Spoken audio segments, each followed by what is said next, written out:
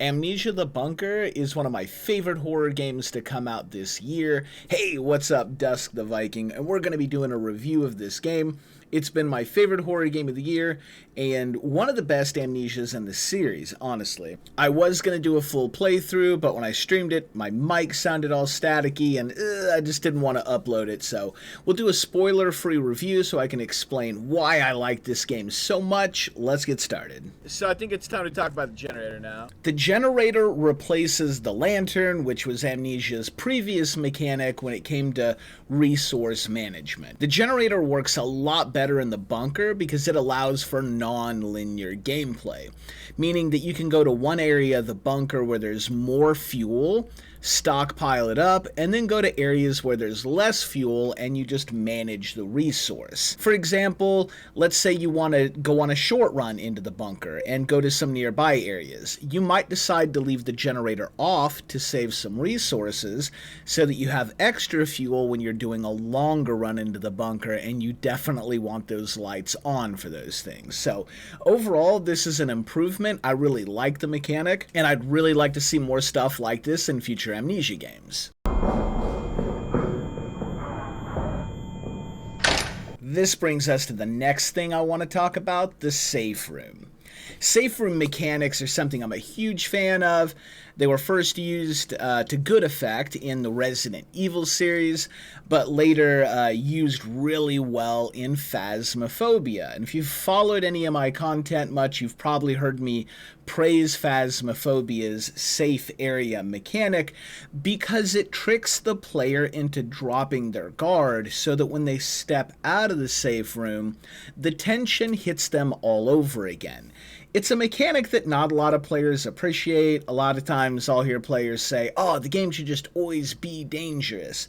But when that happens, you get tension fatigue, and this causes you to kind of subconsciously immersion break without realizing it. The game just basically gets less scary overall because you're going to disengage from the game in some way. The safe room helps keep you engaged, which can also help with the pacing, and given that Amnesia the Bunker is not linear, having something that can keep the pacing on track is great, because this means that you can set the game difficulty up higher and suffer some deaths, and that doesn't derail the pacing. I really like it, and it's one of the things that really elevates the Amnesia formula, to the next level. So yeah, thumbs up again. Lost his mind to an abyss of fear. So there is one more thing that I want to talk about that really put this game over the top for me.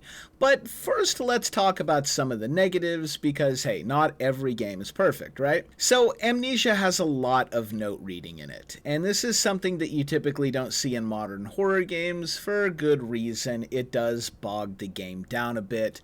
Another thing is the physics and interactions are outdated. Sure, they are core Amnesia mechanics, and it definitely kind of brings back a little nostalgia because Amnesia games have always had the same style of interactions with, doors and items and all that. But there's still dated mechanics, and honestly, I think I'd like to see the next Amnesia update that formula a little bit to get more in line with modern games.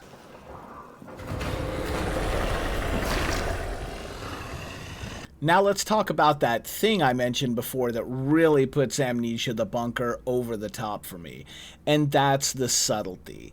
If you really engage with this game, read the notes, and find maybe a specific item that's kind of hard to find, but if you do all those things, there's a point in the game where your perspective about what's going on and the monster itself suddenly change, and this is a true psychological horror moment, and it absolutely started to blow my mind and really elevated this game to an amazing level. And I don't want to spoil it, but I will leave you with two questions.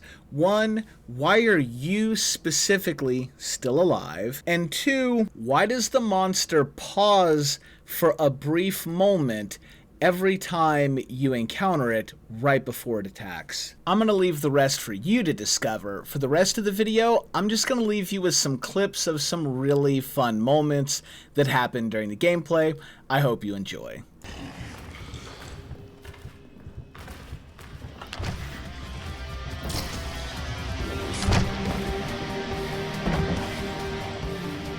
I'm a little spooked there.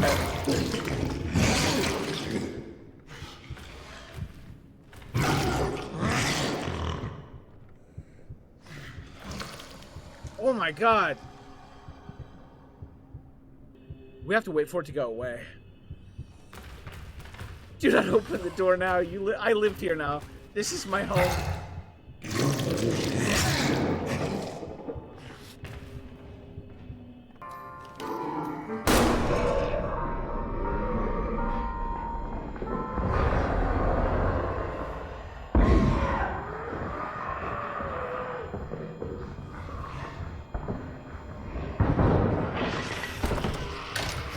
Fuck you, buddy. Okay.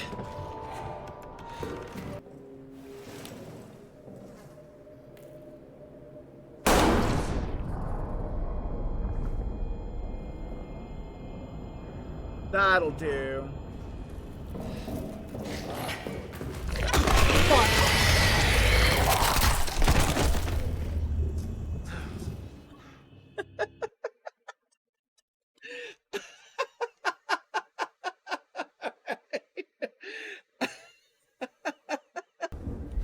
Why would we not just crawl out? Am I being sniped at? If I stick my face up there, am I eventually gonna get sniped and killed? Hey, sniper! Oh! Yeah!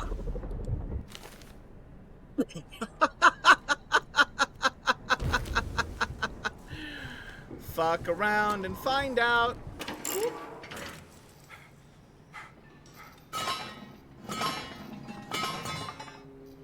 There we go. Cloth.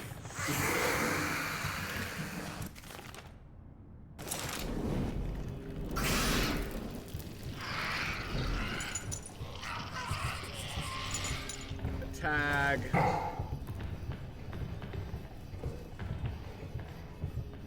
That's a light. Cloth. Fuck!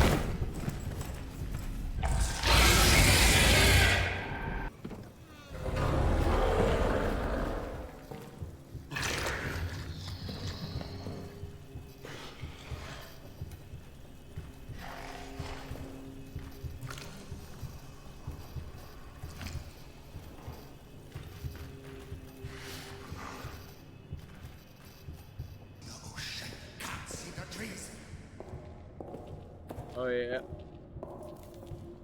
So here I stay, down on my knees.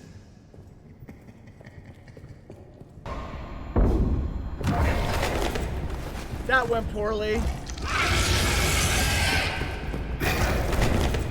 It's still going poorly.